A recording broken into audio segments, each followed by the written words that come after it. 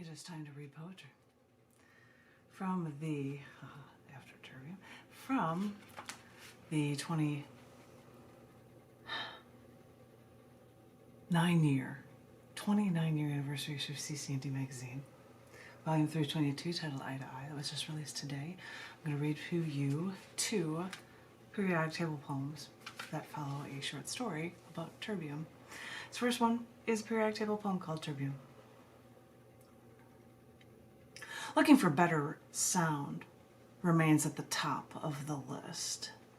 Having better stereo speakers at all for group parties, meetings, or settings. Having a portable sound system anyone could take with them. Even using sound while in the car to reduce traffic noise, hear better music, or talk hands-free on your smartphone. The possibilities seem endless. The stereo speakers take up space, though. So we need to use our science and technology to help us meet our audio needs.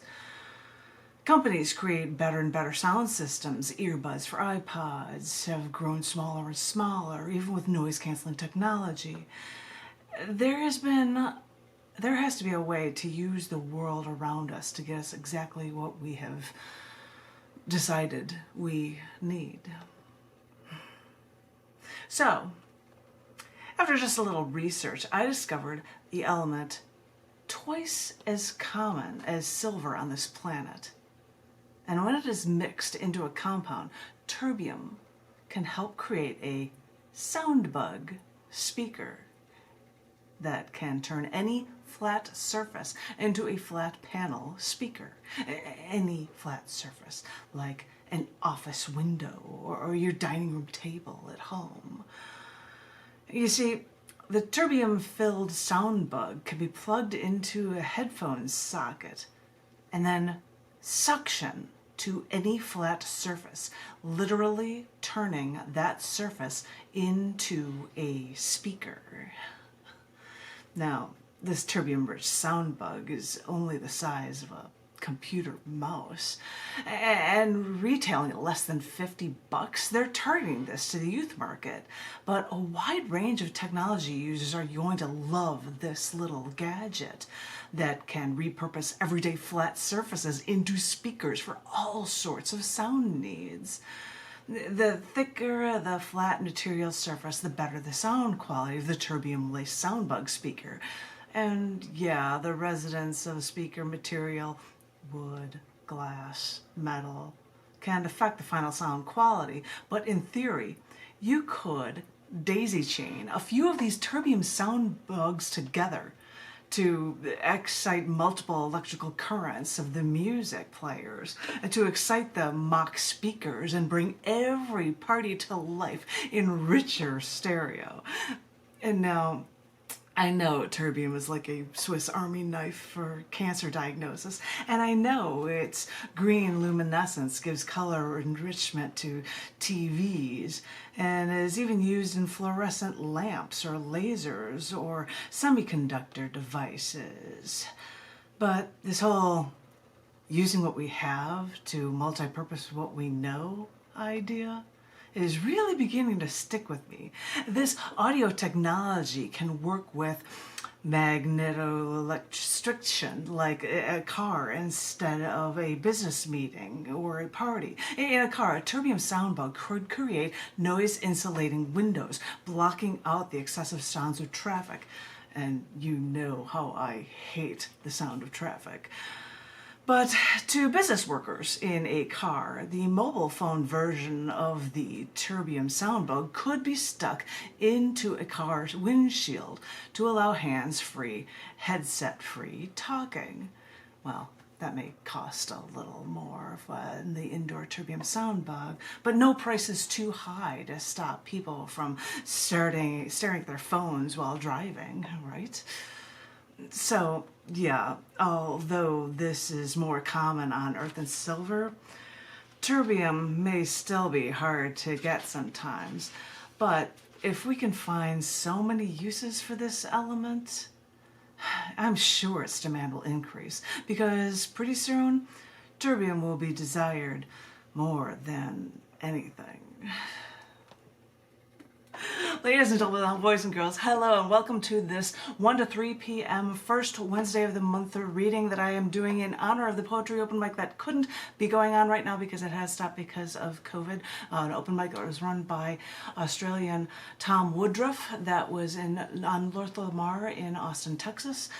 Doing this and reading from Brandon Modern Books, recent book releases from Scars Publications, like I would always do with him. I hope you are enjoying. I should give a little shout out and a wave hello. I'm Mary and to other people that are watching live on a Facebook live feed. But I was sharing two poems from the cc&d magazine, the magazine that I started in June of 1993.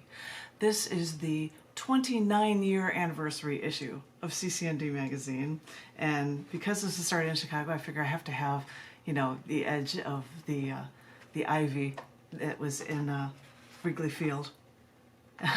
for volume 322, this is Eye to Eye. This is the most recent issue of cc&d that was released today on the 1st of the month. So I was going to share with you two